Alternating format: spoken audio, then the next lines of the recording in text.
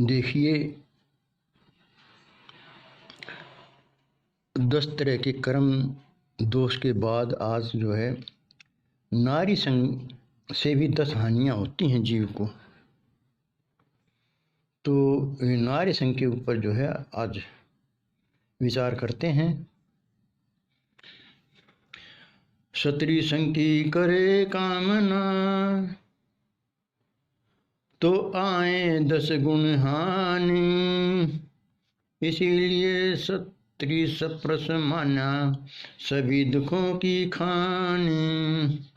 ज्ञान और क्रिया को हर ले, और कम करती बल। यश और लक्ष्मी कम करे, तब कर देवे निष्फल। वीर्य को लूट लेवे यह, और लूटे मनुष्य की लाज। कीर्ति को छोड़े नहीं, मुक्ति मिले ना समाज। काम के बारे और जीवों से, नर ने हार मान ली। अंधा हुआ काम के पीछे, मिथ्या खुशी ठान ली।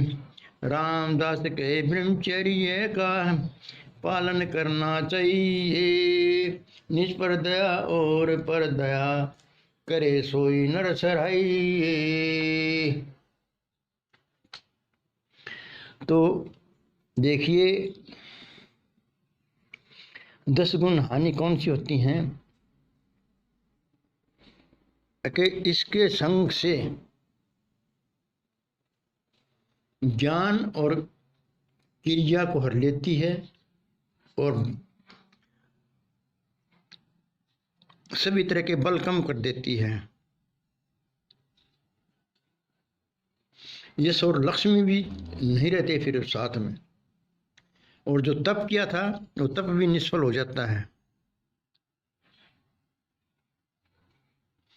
वीर्य को लूट ले, और लूटे मनुष्य की लाज, और मनुष्य की लाज या इज्जत भी नहीं रहती समाज में।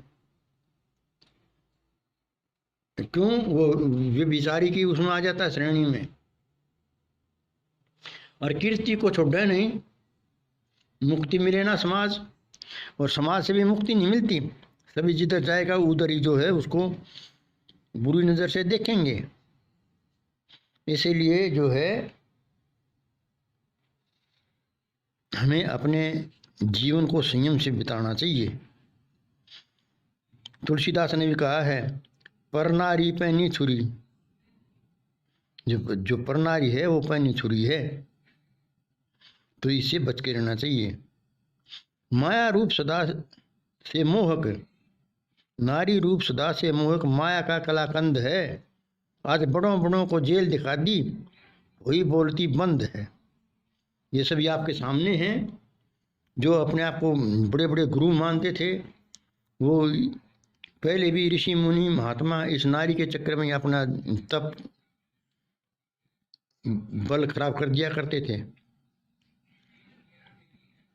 श्रृंगी जैसों का भिंगी कर दिया। तो नारद जैसों का जो है ना बंदर का मुंह करा दिया इसने। तो ये इसका जो है ना बड़ा अटपटा खेल है।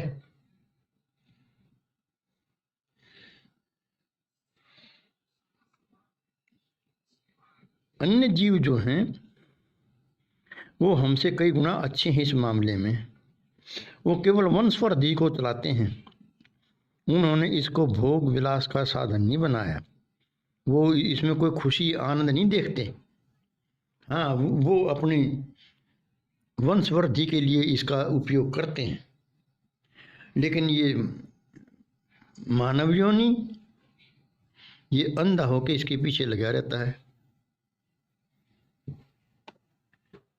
इसको मूर्खता का कोई अंत नहीं, इसकी मूर्खता का। इसलिए रामदास के ब्रह्मचर्य का पालन करना चाहिए।